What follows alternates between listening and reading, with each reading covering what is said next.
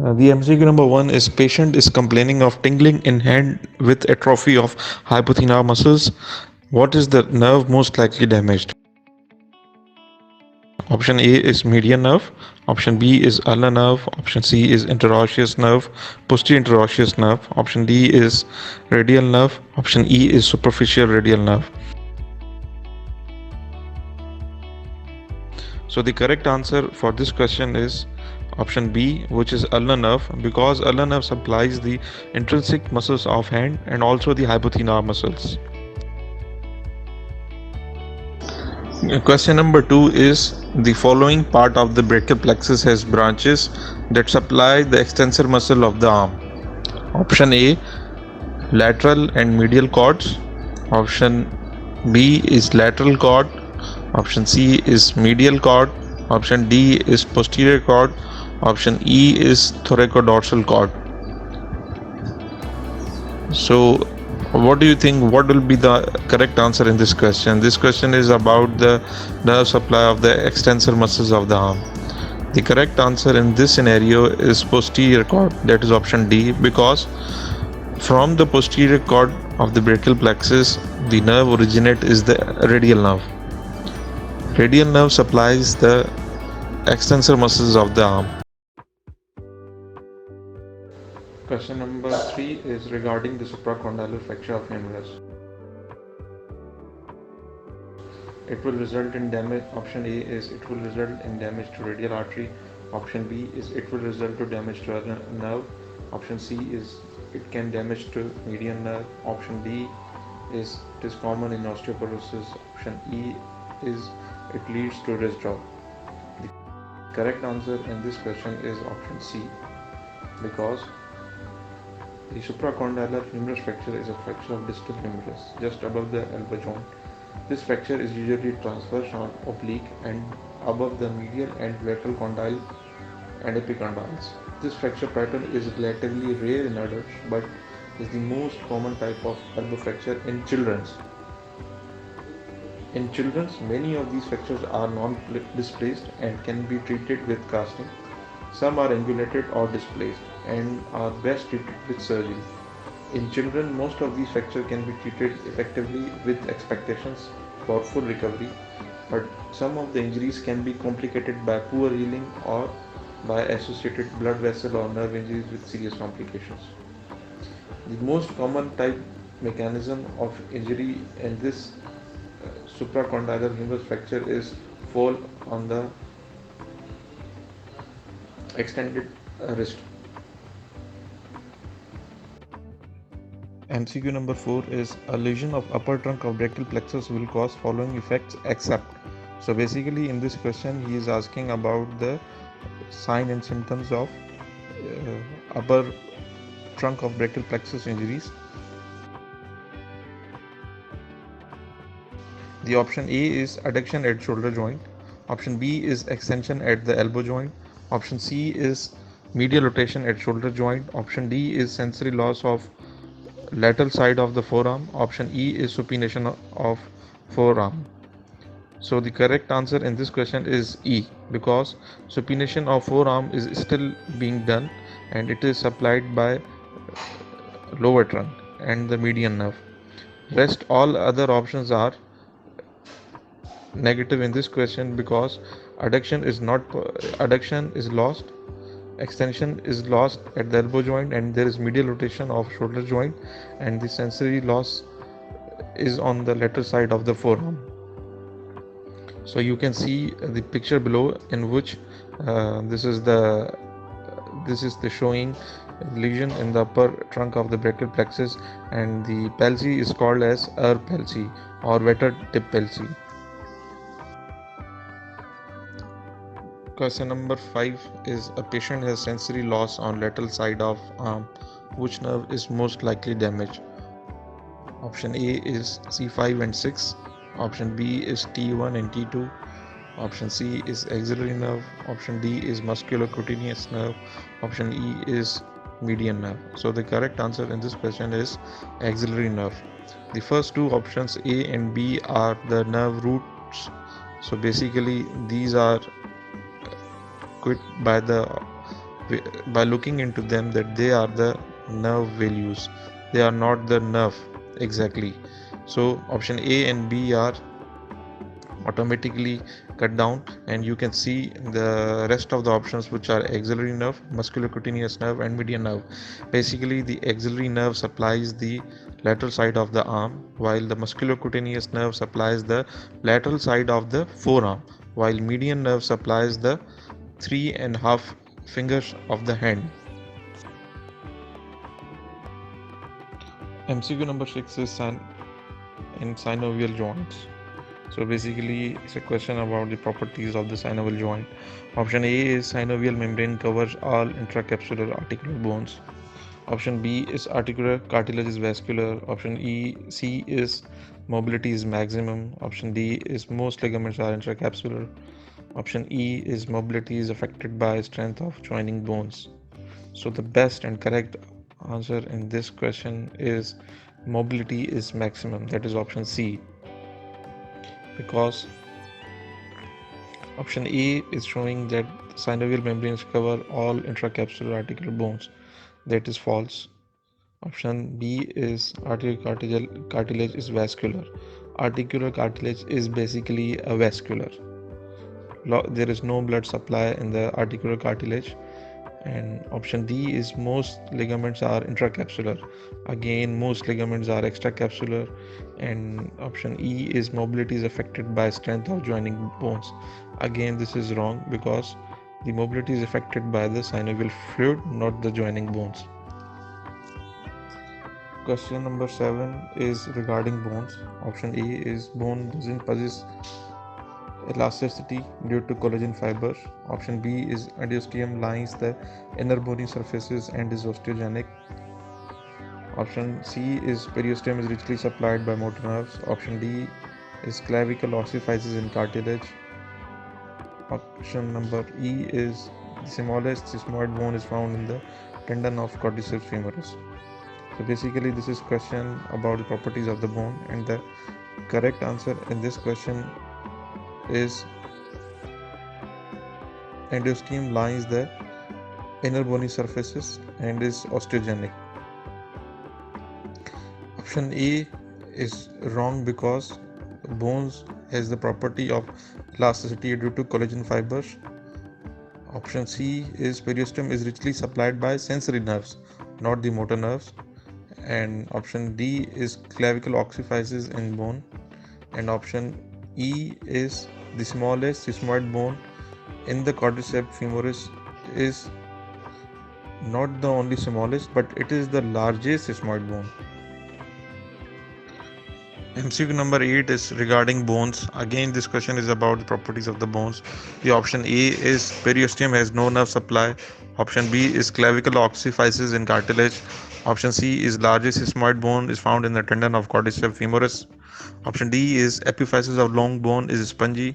Option E is fused epiphysis may appear like fracture on X-rays.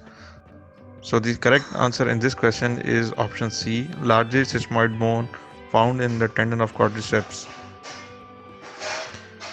Option A is wrong, because periosteum has nerve supply, and clavicle ossifices in bone. Option D is epiphysis of long bone is not spongy, and option E is unfused epiphysis may appear like fracture on X-rays. MCQ number 9 is an elderly patient fell on his elbow and was brought to the emergency department. Radiograph revealed fracture of cervical neck of femoris. He could not raise his arm and had loss of sensation over the lateral side of the proximal part of the arm. The nerve most likely to be involved is option A is axillary nerve, option B is lower scapular nerve, option C is radial nerve, option D is thoracodorsal nerve, option E is upper subscapular nerve. The correct answer in this question is option A, because the lateral side of the proximal part of the arm is supplied by axillary nerve. Question number 10 is a patient comes to a doctor with the complaint of pain down the medial side of the right forearm and hand and wasting of small muscles of hand. On examination, circulation of right upper limb was also impaired. The anatomical structure most likely involved in this condition is A. Head of right humerus, B. Left cervical rib, C. Right first rib, option D is right second rib, option E is right cervical rib. The correct answer in this scenario is option E, because it is a scenario of thoracic outlet syndrome, which is caused by the excessive cervical rib, and that is on the right side, so the option E is right. The rest of the options are wrong. MCQ number 11 is that injury in the region of anatomical snuff box resulted in severe bleeding. This was due to injury to the option A is posterior interosseous artery, option B is principal pollicis artery, option C is proximal arterial carpal arch, option D is radial artery, option E is ulnar artery. So basically this question is about the contents of the anatomical snuff box. The right answer in this option is radial artery, because radial artery is the only structure present in the snuff box which causes bleeding. Question number 12 is, a patient comes with history of tingling sensations of the hand and inability to grip things properly. On examination, there is wasting of thenar muscles. Which nerves is most likely be involved? Option A is axillary nerve, option B is brachial plexus, option C is median nerve, option D is radial nerve, option E is ulnar nerve. The correct answer in this question is median nerve, because it supplies the muscles of hand. Axillary nerve supplies the deltoid, radial nerve supplies the extensor muscles, and option B is brachial plexus, which is not the correct answer, and option E is ulnar nerve, which supplies the flexor carpus ulnaris. Question number 13 is, a person is unable to flex his elbow and there is loss of sensory supply on the lateral side of the forearm. Which nerve is most likely damaged? Option A is musculocutaneous nerve, option B is axillary nerve, option C is radial nerve, option D is ulnar nerve, option E is posterior interosseous nerve. The correct answer in this question is option A, musculocutaneous nerve, because it supplies the lateral side of the forearm. Axillary nerve supplies the upper side of the deltoid, and radial nerve supplies the lateral side of the finger, and ulnar nerve supplies the medial side of the fingers. Question number 14 is, a young boy received a deep cut on the posterior lateral aspect of the forearm just distal to the neck of radius. He was unable to extend and abduct the thumb and also extend the metacarpophalangeal joints of the finger. There was no loss of sensation. The most probable nerve damage was to option A is anterior interosseous nerve, option B is deep branch of radial nerve, option C is radial nerve, option D is superficial branch of radial nerve, option E is ulnar nerve. The correct answer in this scenario is option B, which is deep branch of radial nerve, because it supplies the area of the thumb and it also supplies the extensor pollicis longus. Question number 15 is, a 2-year-old girl presents with following findings on clinical examination. Also, there is history of forceps delivery. She is unable to abduct left shoulder, loss of active flexion of left elbow, and inability to supinate left forearm. Most probably, she has injury of option A is axillary nerve, option B is complete brachial plexus, option C is median nerve, option D is musculocutaneous nerve, option E is upper brachial plexus. C5, C6 and C7 nerve roots. So the correct answer in this question is option E, because the scenario is of upper paralysis, in which there is injury to upper brachial plexus and there is loss of elbow flexion, supination of the forearm, and also the abduction of the shoulder is lost. MCQ number 16 is a 40-year-old male presents with complaint of pain and inability to abduct left shoulder joint. A day before he had fall on his outstretched hand. On examination, there is tenderness over greater tuberosity. He is unable to abduct his left shoulder actively, but after assisted initial abduction of 40 degrees, he is able to abduct his shoulder actively to full range. Most probably he has rupture of tendon of option A is deltoid, option B is infraspinatus, option C is subscapularis, option D is supraspinatus, option E is trapezius. So the correct answer in this question is supraspinatus because it helps in initial abduction of the shoulder joint.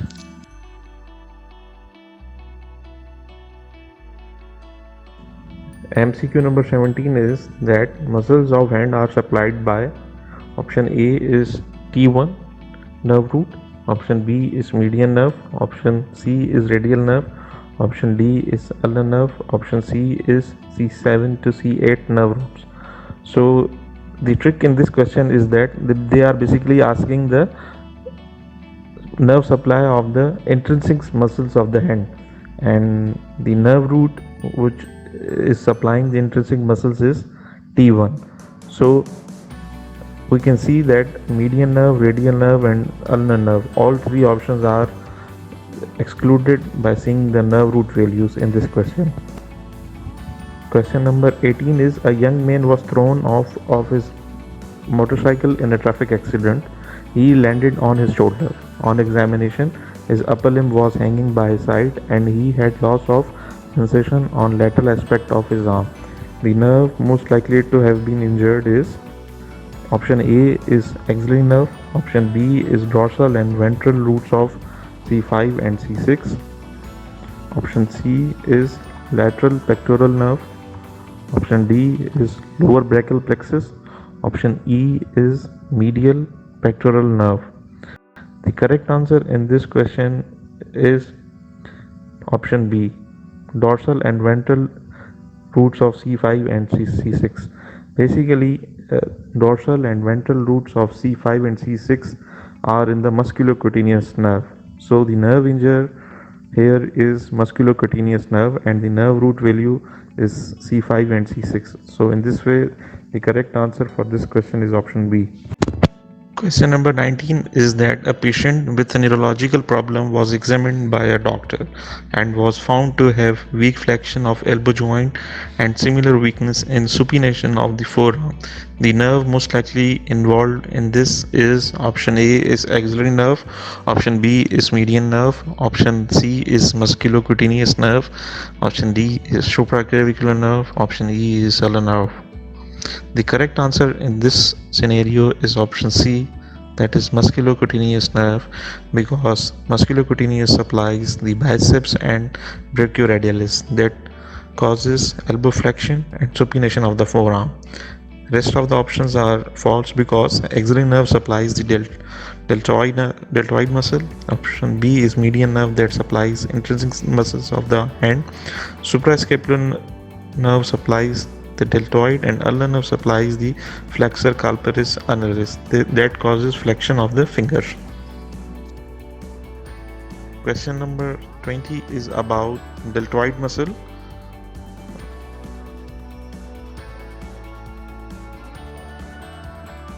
Option E is the principal adductor of the humerus.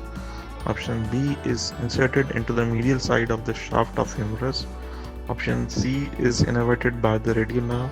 Option D is it arises from upper lip of the crest of spine of scapula. Option E is work synergetically with the biceps brachii.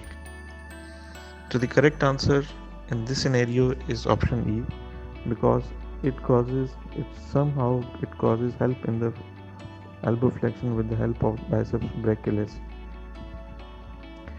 Rest of the options are option E is principal adductor of the humerus. That is wrong because subscapularis and supraspinatus also cause the abduction, but it causes abduction, not the adduction, and it is inserted in the greater tuberosity of the humerus, not on the medial side, and it is innervated by the axillary nerve, not by the radial nerve. Option D is it arises from the upper lip, not the upper lip, but from the whole of the spine of the scapula. Question number 21 is injury to ulnar nerve. Option A is results in claw hand. Option B is results in loss of sensation in the lateral 3.5 digits on the dorsal surface of hand. Option C is can occur in fracture of lateral epicondyle of humerus. Option D is causes paralysis of thenar muscles. Option E is gives rise to symptoms of carpal tunnel syndrome.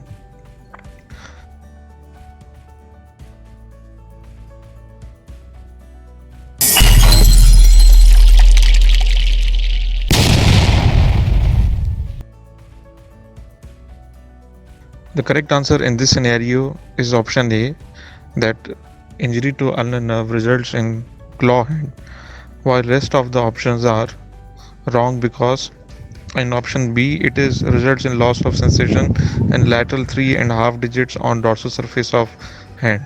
That is the nerve supply of the median nerve. Most commonly it is injured in the medial epicondyle of the humerus, so option C is wrong. Causes paralysis of thenar muscle, wrong. It supplies the hypothenar muscles, and it doesn't gives rise to symptoms of carpal tunnel syndrome, that is median nerve.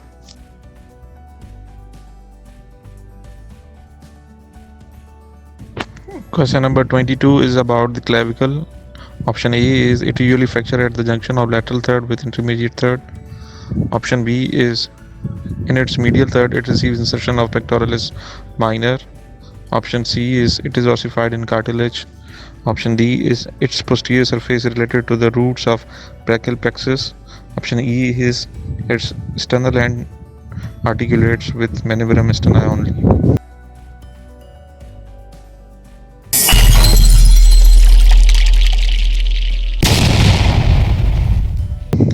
So the correct answer in this scenario is option A, that is it usually fracture at the junction of lateral third with intermediate third.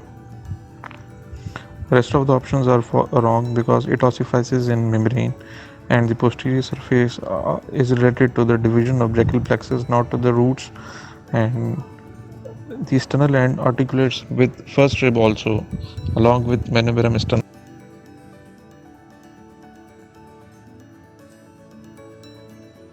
Question number 23 is regarding biceps brachii muscle. Option A is it is supplied by median nerve. Option B is it is the chief supinator of forearm. Option C is it is attached to the anterior part of radial tuberosity. Option D is its short head is an extensor of shoulder joint. Option E is an extensor of elbow joint.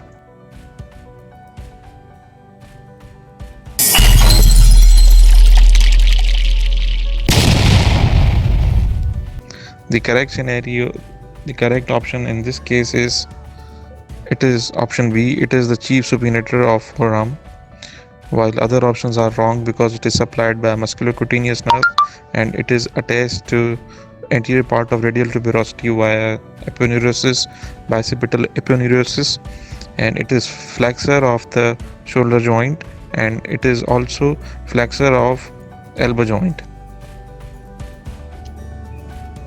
Question number 24 is about the humerus.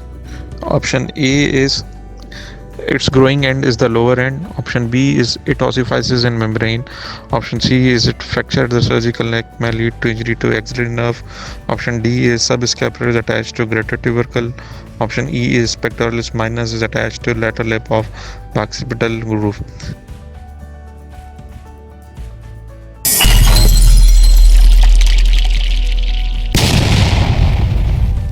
The correct answer in this scenario is option C, that is fracture at the surgical neck may lead to injury to the axillary nerve. Rest of the options are false because growing end of the humerus is proximal end, It ossifies in cartilage, and subscapularis and pectoralis minor are attached to subscapularis is attached to lesser tubercle, while pectoralis minor is attached to the medial side of the proximal humerus. Question number 25 is injury to median nerve at wrist joint results in option A wrist drop, option B inability to oppose the thumb, option C loss of sensation in dorsal surface of last phalanges of the medial 3.5 digits, option D loss of pronation, option E loss of cutaneous sensibility in the palm and lateral 3.5 digits.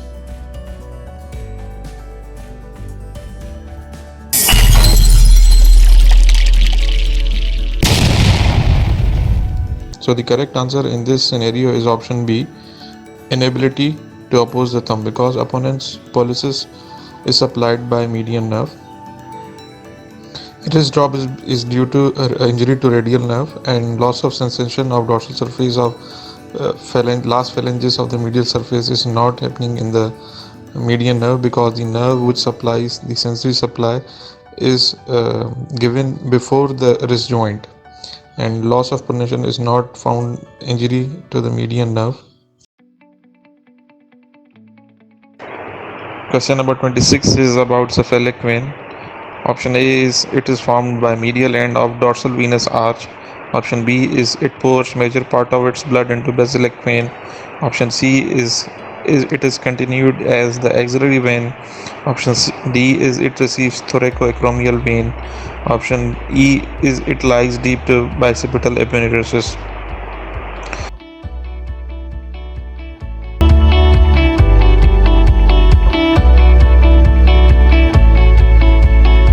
So the correct answer in this scenario is option B. It pours major part of blood in basilic vein, and it is formed on the lateral side of the dorsal venous arch in the anatomical snuff box. So option A is false.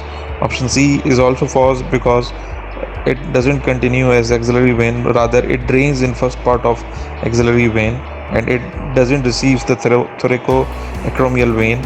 And option E is also false because it lies superficial to bicipital aponeurosis.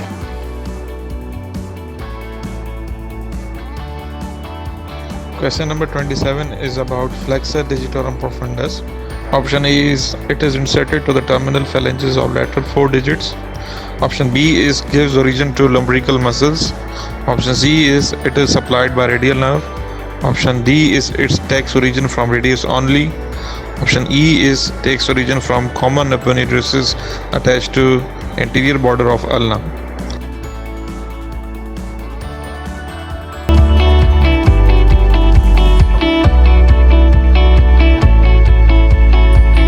So the correct answer in this scenario is option B. It gives origin to lumbrical muscles. Rest of the options are false because it is attached to terminal phalanges of radial finger 2 to 5, and its innervation is medial part is by ulnar nerve and lateral part is by median nerve, and its origin is proximal 3-4 of ulna. A young boy received a deep cut on the posterior lateral aspect of the forearm just distal to the neck of radius.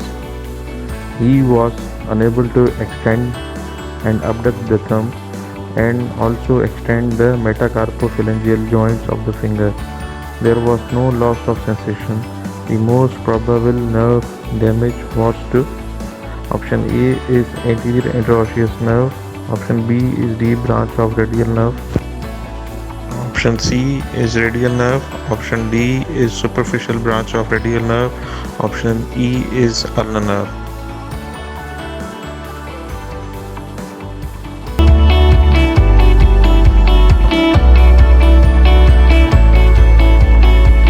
The correct answer in this scenario is option B, which is D branch of radial nerve, because it supplies the area of the thumb, and it also supplies the extensor pollicis longus.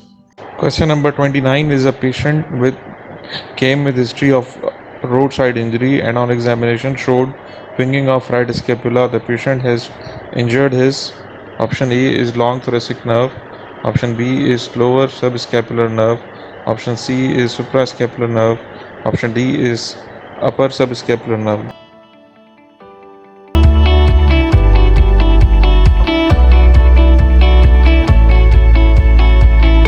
The correct answer in this scenario is option A, because long thoracic nerve, because it supplies the latissimus dorsi. Question number 30 is a 30-year-old man suffered a bullet injury with entry at the right axilla and exit at the scapular area on the same side. Several hours before being brought to the emergency room, on examination, he was unable to flex the elbow on the side of injury, and in addition, there was loss of sensation of the lateral side of the palmar surface of the hand. X-ray of arm revealed no fracture. The nerve most likely damaged is option A is axillary nerve, option B is brachial plexus, option C is median nerve, option D is radial nerve, option E is ulnar nerve.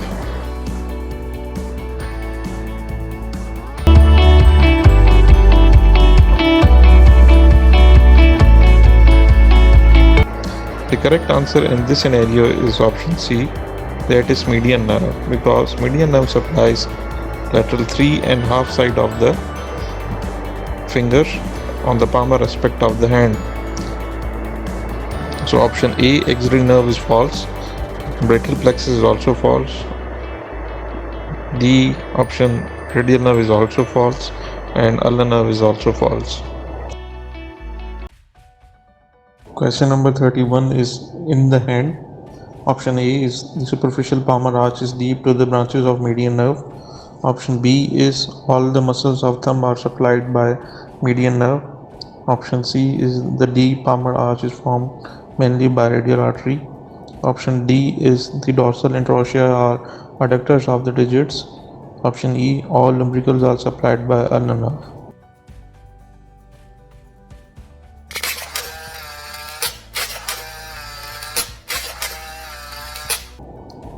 So the correct answer in this question is option C. The deep palmar arch is formed mainly by radial artery. The rest of the options are false because superficial palmar arch is superficial to branches of median nerve, and all the muscles of thumb are not supplied by median nerve, radial nerve, and ulnar nerve. They also supply the muscles of the thumb, while the functions of interossea are in a mnemonic like palmar interossea do adduction and dorsal interossea do abduction. So you can remember it as PAD and DAB. Abductors are dorsal and adductors are palmar interossea. Question number 32 is about shoulder joint. Option A is capsule is attached all around the surgical neck. Option B is arm is brought forward and laterally in flexion of this joint. Option C is it is commonly dislocated in front of scapula. Option D is tendon of long head of triceps is intracapsular. Option E is synovial membrane is supplied by branches of radial nerve.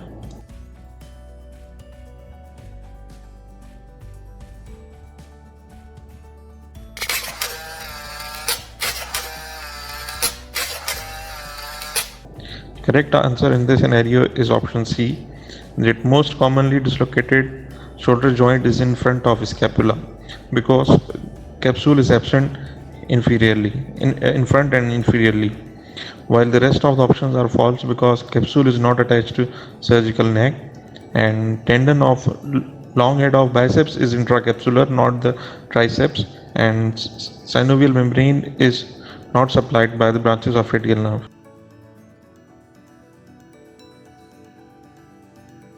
Question number 33 is about brachial plexus. Option A is posterior division of lower trunks forms the medial cord. Option B is ulnar nerve is the main branch of posterior cord. Option C is all the three cords lie lateral to first part of axillary artery. Option D is Erb's paralysis is due to damage of lower trunk. Option E is trunk contains fibers which supplies teres minor.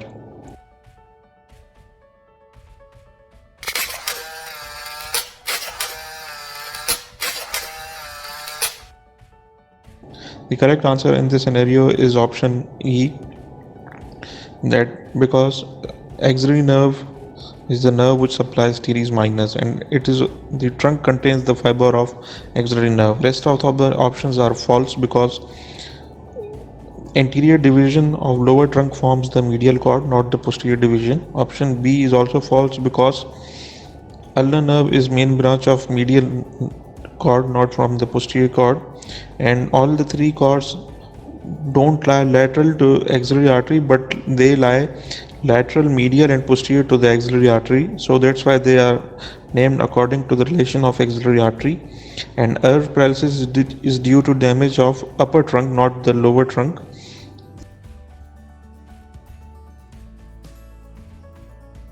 Question number 34 is brachial artery. Option A is it divides into radial and ulnar arteries at the level of elbow joint. Option B is it begins as continuation of subclavian artery. Option C is it is related posterior to posterior cord of brachial plexus. Option D is it gives nutrient artery to the radius bone. Option E is it gives branches which take part in anastomosis around the shoulder joint.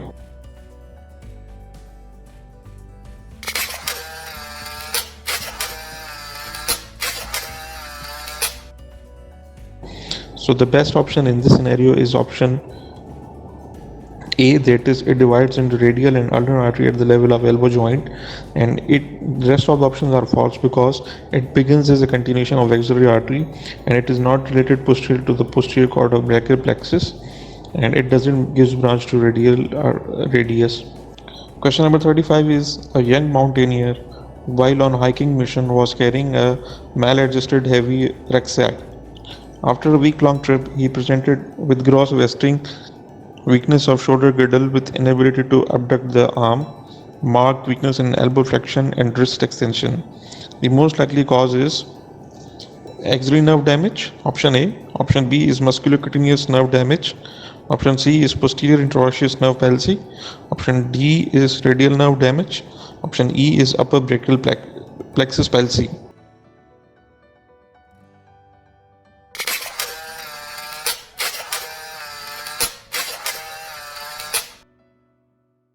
So the correct answer in this scenario is option E, that is upper brachial plexus palsy, and that causes weakness in the muscles of the shoulder joint, that is deltoid, elbow flexion, and the wrist extension is also lost, and the palsy known as Erb's palsy. Question number 36 is a middle-aged woman developed weakness of right hand for last few days. She has consulted a physician who found that she is myxedematous and obese. There is weakness of thenar eminence and impaired sensation in thumb, index, middle and medial side of ring finger.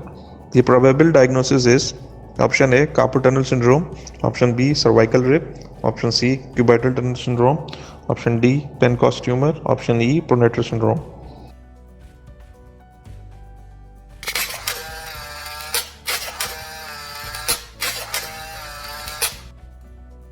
The correct answer in this scenario is option A, carpal tunnel syndrome, because in this scenario, median nerve is impaired, and usually in hypothyroidism, this nerve is entrapped in the carpal tunnel, causing weakness in thenar eminence and impaired sensation in thumb, index, and middle and medial side of ring finger.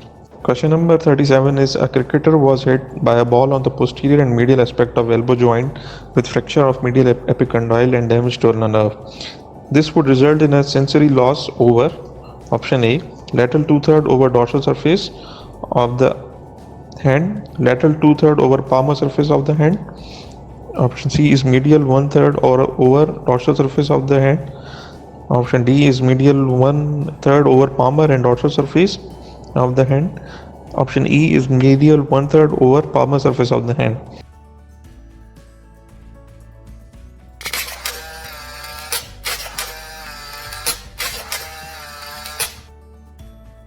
The correct answer in this scenario is option D, medial 1/3 over palmar and dorsal surface of the hand, because this is the sensory supply of the ulnar nerve.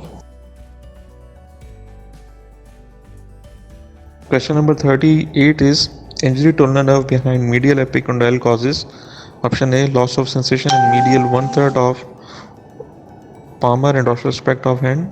Option B is loss of sensation in medial one third of palmar aspect. Option C is flattening of thenar eminence. Option D is loss of sensation in lateral one third of palmar aspect. Option E is flattening of hypothenar eminence.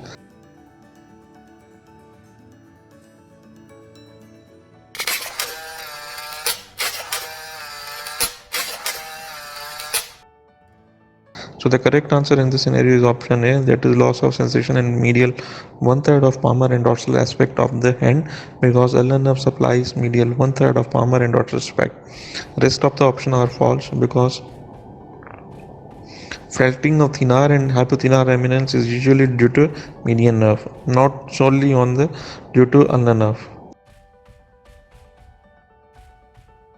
Question number 39 is pivot joint is option A, atlantoaxial joint. Option B, occipito-atlanto joint. Option C, shoulder joint. Option D is hip joint. Option E is intervertebral joint.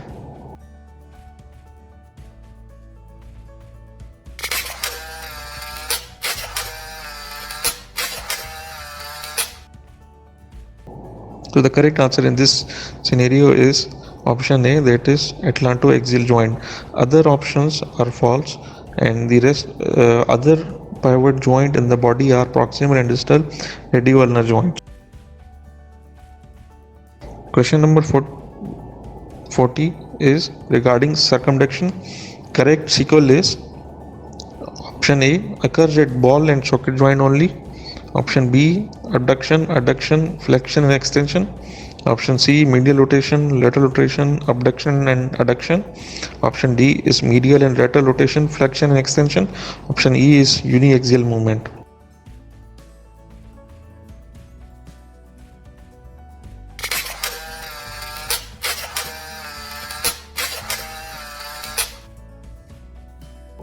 The correct answer in this scenario is option A, because the correct sequence is flexion first, then extension, then abduction, then adduction, and it occurs only in the ball and socket joint.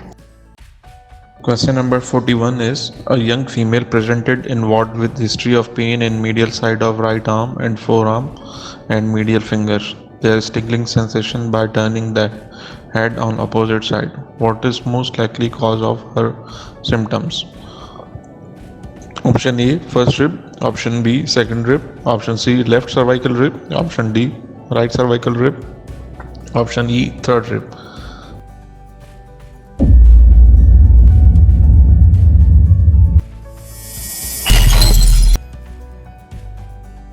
The correct answer in this scenario is option D, that is right cervical rib, because this is accessory rib causing thoracic outlet syndrome. The rest of the options are false. Question number 42 is lesion of upper trunk of brachial plexus will cause following except. So this scenario is about the lesion in the upper brachial plexus. Option A is adduction at shoulder joint. Option B is extension at elbow joint. Option C, medial rotation at shoulder joint. Option D is sensory loss over the lateral side of forearm. Option E is supination of forearm.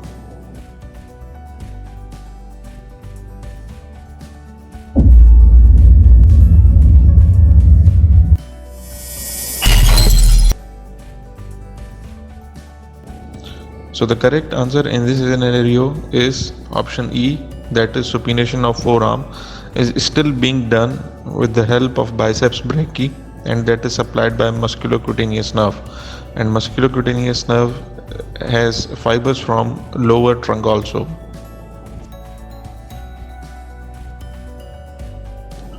Question number 43 is the axillary artery.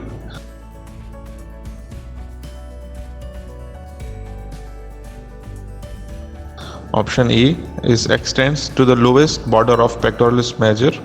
Option B lies lateral to the lateral cord of brachial plexus. Option C lies lateral to the short head of biceps. Option D lies medial to axillary artery. Option E lies posterior to the pectoralis minor.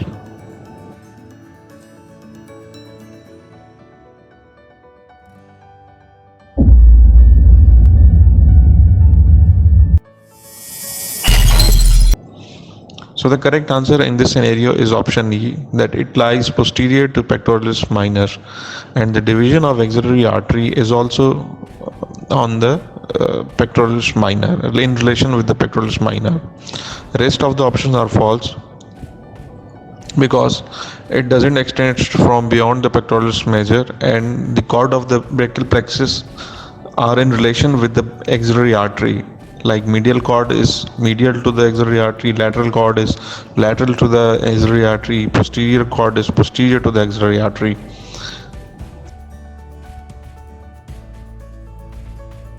Question number 44 is, a middle-aged lady complained of pain and tingling in her left hand radiating to the forearm. There was wasting of thenar eminence and weakness of abduction and opposition of thumb. Sensory loss over the palmar aspect of thumb and index finger. The most likely involved is option A, circumflex. Option B, lateral cutaneous nerve. Option C, median nerve. Option D, radial nerve. Option E, ulnar nerve.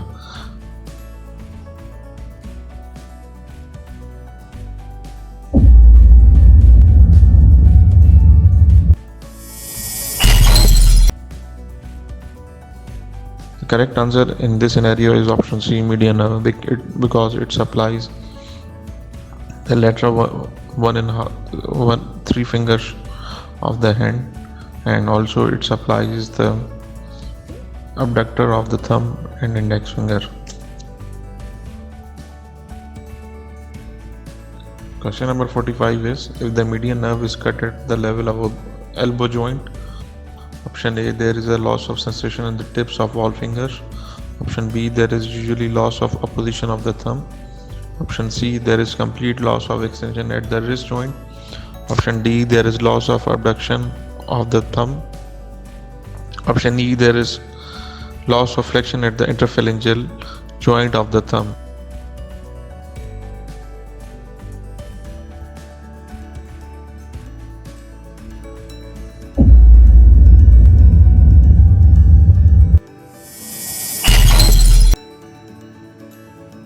So the correct answer in this scenario is, there is loss of flexion at the interphalangeal joint of the thumb. Question number 46 is, muscles of the forearm. Option A, flexor carpi ulnaris is supplied by the median nerve. Option B, the tendon of flexor digitorum superficialis passes in front of the flexor retinaculum. Option C, the pronator teres is inserted to the ulna. Option D, the supinator is supplied by the D branch of radial nerve. Option E, the adductor pollicis longus is inserted into the base of first metacarpal bone.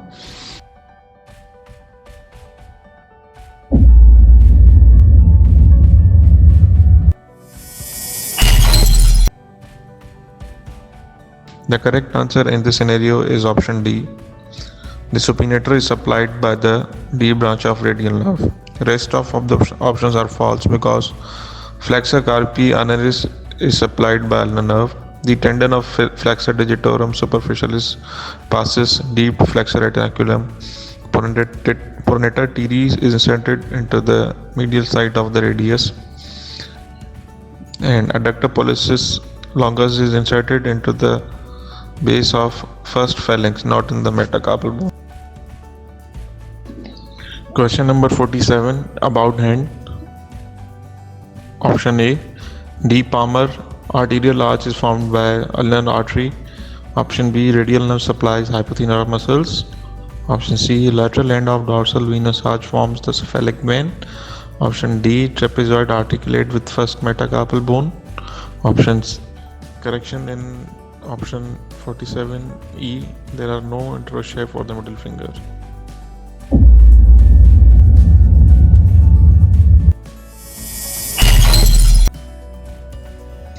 So the correct answer in this scenario is option C. Lateral end of the dorsal venous arch forms the cephalic vein. Rest of the options are false because D. Palmar arch is formed mainly by radial artery, and radial nerve supplies the extensors of the hand. Trapezoids articulate with second metacarpal bone, and there is single interossei for the middle finger.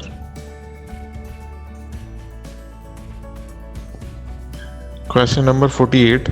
Sparing of the lateral part of the thenar eminence with conspicuous twisting of small muscle of the hand suggests a lesion of option A. C5 and C6 spinal cord segments, option B. C8 and T1 spinal cord segments, option C. median nerve, option D. radial nerve, option E. ulnar nerve.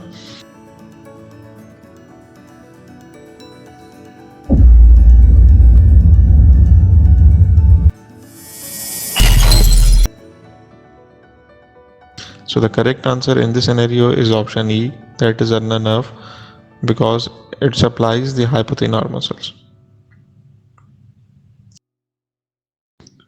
Question number 49 about flexor retinaculum. It is attached to the pisiform and hook of hamate. It gives origin to thenar muscles.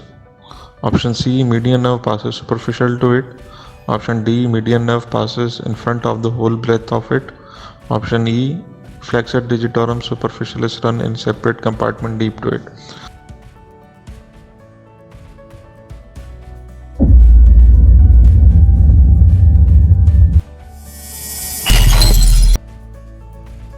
The correct answer in this scenario is option B. It gives to the origin of thenar muscles. Rest of the options are false because median nerve passes deep to it, and median nerve doesn't passes in front but deep to the flexor retinaculum, and flexor digitorum superficial has a C compartment with other muscles like flexor digitorum profundus. Question number 50 is about axillary nerve. Option A arises from the lateral cord of the brachial plexus. Option B passes to the back through quadrangular space. Option C supplies cutaneous branch to skin over upper half of deltoid muscle. Option D, injury results in loss of adduction at the shoulder joint. Option E, supplies teres major.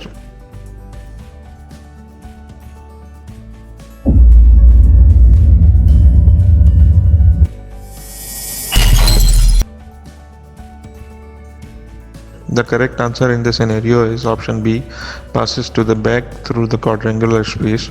The rest of the options are false because option A, it arises from the posterior cord of the brachial plexus, not from the lateral cord. It supplies lower half of the arm, not over the deltoid, upper half of the deltoid, and it injury results in loss of abduction at the shoulder joint, and it supplies teres minor. T is about interosseous membrane. Option A is taut in pronation. Option B is related posterior to anterior interosseous artery. Option C gives attachment to flexor only of forearm. Option D has fibers slanting downwards and laterally from ulna.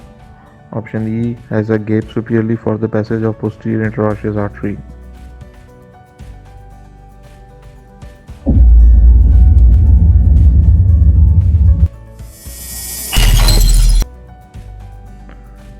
The correct answer in this scenario is option E, has a gap superiorly for the passage of posterior interosseous artery. The rest of the options are false because in pronation position it is relaxed actually, and it is taut in neutral position. Option B, it is posterior related to posterior interosseous artery, and it doesn't give only flexors of the forearm but also to the flexor of the elbow joint. Has fibers slanting downwards and laterally from the ulna, not from the radius, not from the ulna. Regarding arteries of the hand, option A, superficial palmar arch is formed mainly by the ulnar artery. Option B, D palmar arch lies distal to superficial palmar arch. Option C, ulnar artery gives off arterial supply to the thumb at the front of the hand. Option D. Superficial palmar arch send branches to form the anterior carpal anastomosis. Option E. Digital branches of medial 3.5 digits arise from the ulnar artery.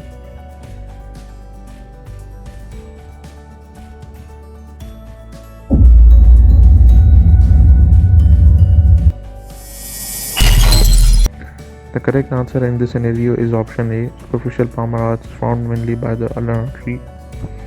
The rest of the options are false because distal palmar arch lies proximal to superficial palmar arch, and radial artery gives off arterial supply to thumb at the front of the hand. D. Palmar arch sends branches to form the anterior carpal anastomosis. Digital branches of medial 3.5 digits arrive from the radial artery, not from the ulnar artery. Question number 53 is about cephalic vein. Option A. It accompanies the brachial artery. Option B. It lies in the groove between deltoid and pectoralis major. Option C. It drains into the brachial vein. Option D. It pierces the deep fascia. Option E. It is suitable for venipuncture anterior to medial epicondyle.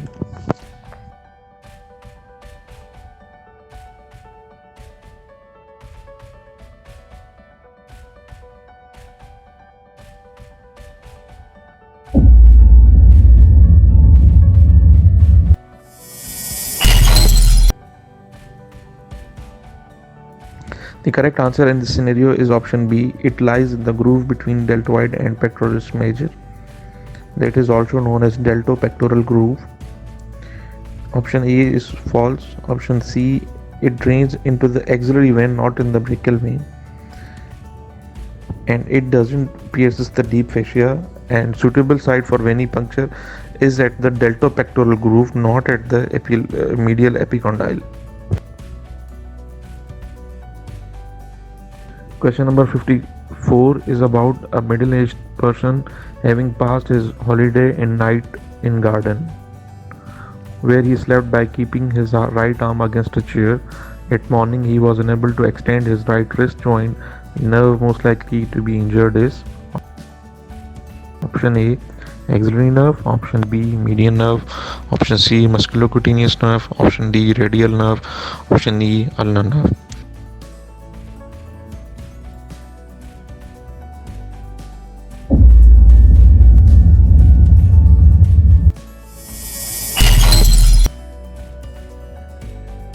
Correct answer in this scenario is option D, radial nerve. This scenario is about basically Saturday night palsy, in which a person drinks and hangs over on the chair, so his axilla is being against the crunches and causing injury to posterior cord or the radial nerve. So person is unable to extend his wrist joint because it is supplied by the radial nerve.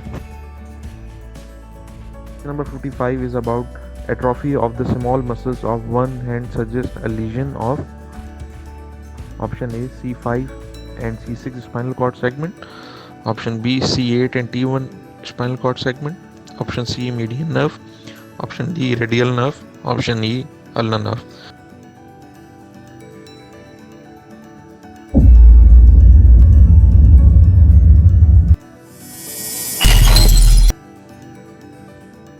The correct answer in this scenario is C8 and T1 spinal cord segment, that is option B, because these segments supplies the intrinsic muscles of the hand, also called as small muscles of the hand. Question number 56 is about the elbow joint. Following statements are true except, so we have to choose the false answer in this scenario.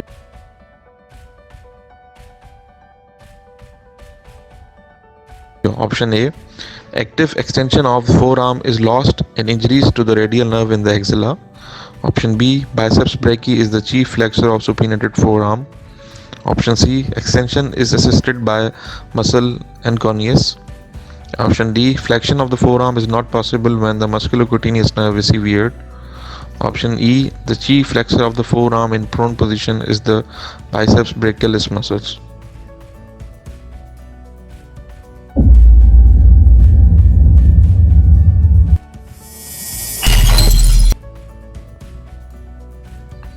The correct answer in this scenario is option D, because flexion of the forearm is still possible when the musculocutaneous nerve is severed. Question number 57. A patient has laceration in his hand between thumb and index finger. Infection of this wound spread to which nodes?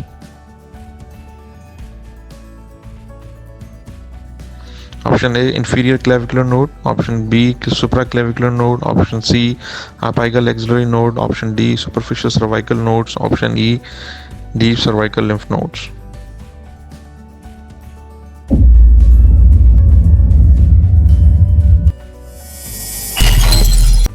The correct answer in this scenario is option A, because the lymph node drainage from the thumb and index finger is toward inferior clavicular nodes. You can also appreciate in the figure mentioned here.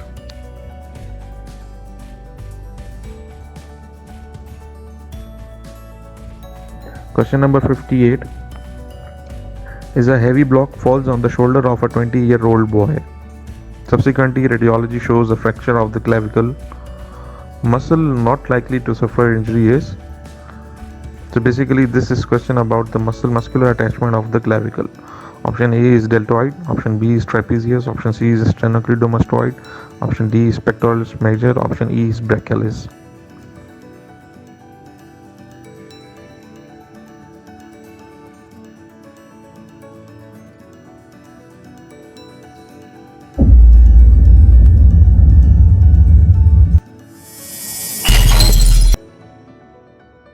So the correct answer in this scenario is option E, because brachialis has not any attachment with the clavicle. Rest of the muscles have attachment with the clavicle.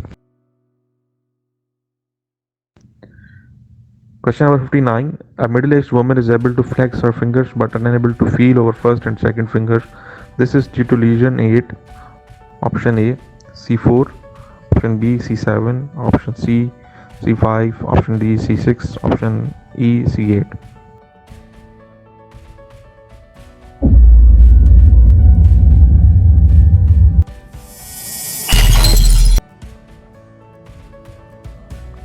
The correct answer in this scenario is option D, C6.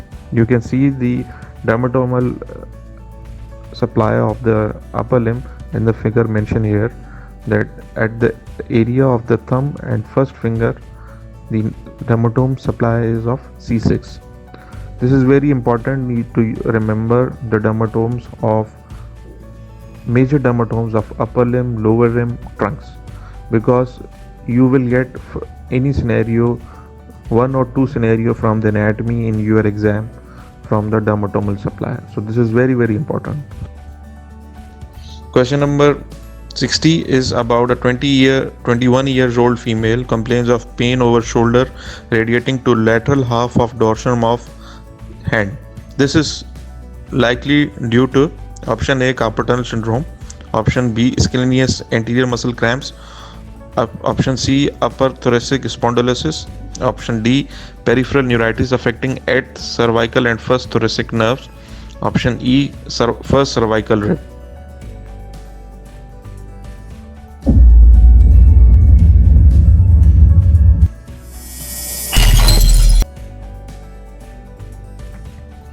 So the correct answer in this scenario is option B, that is ischial anterior muscle cramps, because it affects the radial nerve, and that radial nerve supplies the dorsum of the lateral side of the hand. In carpal tunnel, rest of the options are false, because in carpal tunnel you will be getting the findings of numbness in the palm and the palmar surface of the medial 3.5 fingers. And in the upper thoracic spondylosis, you will mainly get the neck pain, not the pain in the dorsum of the hand. And in the peripheral neuritis affecting the 8th cervical and the first rib, you will be getting pain in the medial side of the forearm. While in the cervical rib, you will be getting changes in the pulse of the brachial pulse and radial pulse, and the other symptoms as well.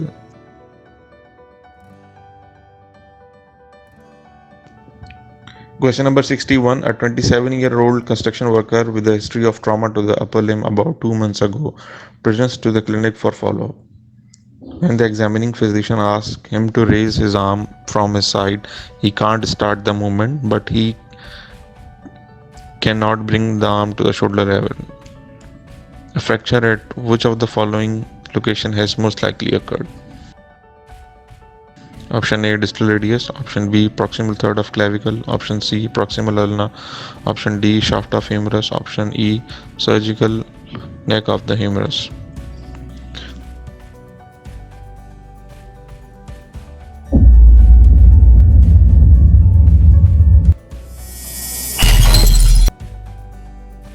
So the correct answer in this scenario is option E. At the surgical neck of the humerus, the axillary nerve is rotating around and it supplies the deltoid, which helps in the abduction of the shoulder joint. Rest of the options are false because distal radius and proximal ulna has no relation with the deltoid, and although shaft of humerus has relation with the deltoid, but the nerve which crosses at the region of surgical neck of the humerus, that is axillary nerve. Question number 62 is damage to which nerve causes loss of flexion of forearm? Option A, radial nerve. Option B, axillary nerve. Option C, musculocutaneous nerve. Option D branch of ulnar nerve. Option E is ulnar nerve.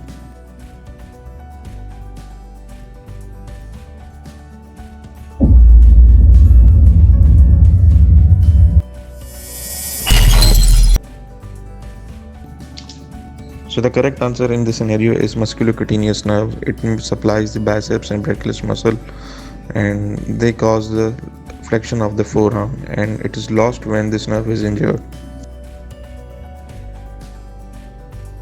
Question number 63 is injury to median nerve proximal to the flexor retinaculum results in the following except.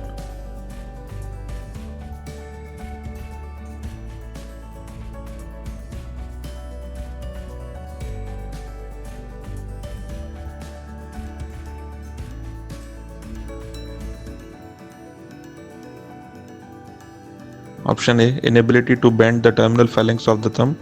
Option B, loss of flexion of metacarpophalangeal joints of second and third digits. Option C, loss of a position of thumb. Option D, loss of sensation on lateral part of palm. Option E is paralysis of abductor pollicis brevis.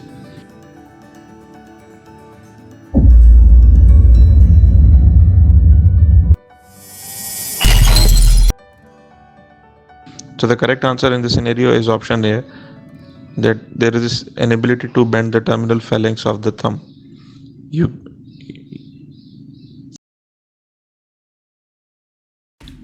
Question number 64. The muscle that will compensate in part of paralysis of the supinator muscle is option A, anconeus. Option B, biceps brachii Option C, brachialis muscle. Option D, extensor carpi ulnaris muscle. Option D, E is triceps brachii muscle.